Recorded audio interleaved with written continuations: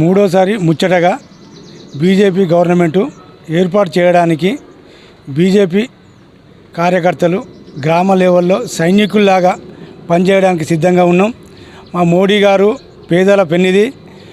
మోడీ గారు పేదలకు కరోనా టైంలో ప్రతి వ్యక్తికి కరోనా వ్యాక్సిన్ చేయించడం జరిగింది. ప్రతి ఇంటికి సంక్షేమ పథకాలు అందడం జరిగింది. వరంగల్లో స్మార్ట్ సిటీ మోడీ గారి ప్రభుత్వంలో స్మార్ట్ సిటీ జరిగింది. కరీంనగర్ జిల్లా కూడా స్మార్ట్ సిటీ, వరంగల్ కూడా స్మార్ట్ సిటీ జరిగింది. మరియు కేంద్ర పథకాలు చాలా అభివృద్ధి పదంలో నడుస్తున్నాయి.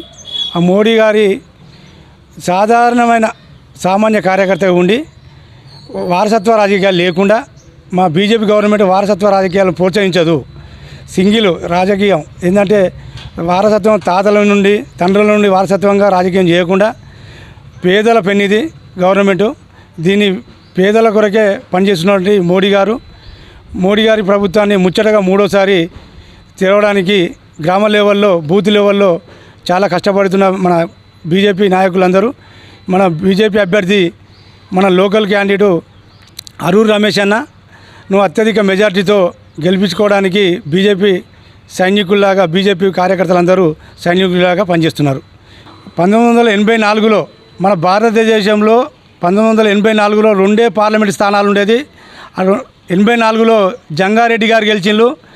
ఆ తర్వాత ఇప్పుడు వరంగల్ పార్లమెంటు నుండి అరూరి రమేష్ అన్నను అత్యధిక మెజార్టీతో గెలిపించుకొని ఢిల్లీ ప్రభుత్వానికి అందుబాటులోకి తీసుకొస్తారు. ఈ వరంగల్ జిల్లాలోని స్టేషన్ గన్పూర్ నియోజకవర్గంలో దళితులు బాగుపడాలన్నా డెవలప్ కావాలన్నా కేవలం భారతీయ జనతా పార్టీతోటే సాధ్యమని ఇక్కడున్న గన్పూర్ నియోజకవర్గ ప్రజలు కోరుకుంటున్నారు.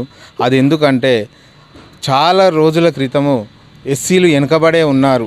ఏ రాజకీయ నాయక పార్టీలు అంటే ఒక బీఆర్ఎస్ కానీ ఒక కాంగ్రెస్ ప్రభుత్వం కానీ ఈ తెలంగాణలోని ఎస్సీలను ముందుకు తీసుకెళ్లే ఆలోచన ఈ కాంగ్రెస్కి కానీ బీఆర్ఎస్కి కానీ ఇప్పుడున్న కడియం శ్రీఆర్కి కానీ అంతకుముందున్న కాంగ్రెస్ నాయకులు కానీ ఎవ్వరకు లేదు.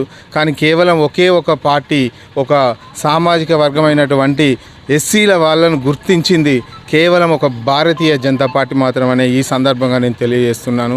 ఎస్సీలు అనగానే అందరికీ చిన్న చూపు అయిపోయింది. అది కేవలము కాంగ్రెస్కి కావచ్చు బీఆర్ఎస్కి కావచ్చు పేరుకు ఎస్సీలను ముందు పెట్టుకొని వెనుక మామూలు ఎలక్షన్ల మూమెంట్లోనే వాళ్ళ మమ్మల్ని ముందుకు పెట్టి తర్వాత మాత్రం మమ్మల్ని దగ్గర తీయకుండా చేసింది. కానీ భారతీయ జనతా పార్టీ మాత్రము అసంటి లేదు. అన్ని కులాలను కలుపుకుంటూ అందులో మమ్మల్ని ఒక మాదిగ సామాజిక వర్గాన్ని కూడా గుర్తించి ఈరోజు ఆరూరు రమేష్ అన్న గారికి టికెట్ ఇచ్చి అత్యధిక మెజారిటీతోటి గెలిపిస్తామన్న ఆశతోటి మేము ఈ చిల్పూర్ మండలంలోని ఎస్సీ నియోజకవర్గం అయినటువంటి మా చిల్పూర్ విలేజ్లోని మేము కూడా తనకు మా వంతుతో కాకుండా ప్రజలతోటి కూడా ఓట్లు వేయించి అత్యధిక మెజారిటీతోటి గెలిపిస్తామని మేము కోరుకుంటున్నాము. ప్రచారంలో భాగంగా మేము భారతీయ జనతా పార్టీ నుండి ముందంజలో ఉన్నాము.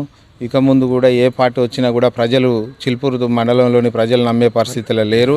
ఎందుకంటే పార్లమెంటు స్థాయిలో మా అభ్యర్థి బీజేపీ అభ్యర్థి అయినటువంటి ఆరూరు రమేష్ గారికి చిల్పూరు ప్రజలు అత్యధిక మెజారిటీతోటి స్వాగతం పలికి గెలిపిస్తారని మేము కోరుకుంటున్నాం. ప్రజలు కూడా మేము వాళ్ళ దగ్గరికి వెళ్ళినప్పుడు మాకు మోడీ పథకాలు చెప్తున్నారు.